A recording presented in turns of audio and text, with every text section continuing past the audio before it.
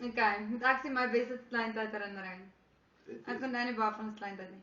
Nee, maar wat ek wel onthou is, ek onthou, my broer wou nooit gehad ons moet hom Bobby noem nie. Ons moes hom altyd broer genoem het. En nou roep ek hom en sê ek van Bobby ons moet gaan speel en sê hy vir my, ek is nie Bobby nie, ek is broer. So dit is een ding. Dankie. Een ding. Dis een ding, ja, daar was nog iets wat ek van jou onthou. Ek onthou so baie. Ek onthou altyd het sy vir my persente gegee. As ons beklei het vir my deur, dan kom los ek ons persente of vir my persente. En dan is dit mooi persente om te sê jammer en net as ek al vergewe dan vat sy persente terug. Dan sê ek weer kwaad in elk geval.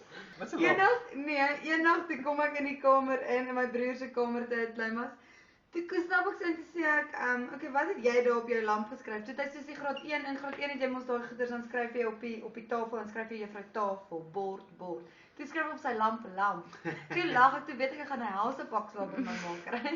Maar toe sê ek hom hy moet op sy bed ook skryf en op die deur, want hy het ook plakkaat gedoen het met 'n koutjie sommer net so geskryf.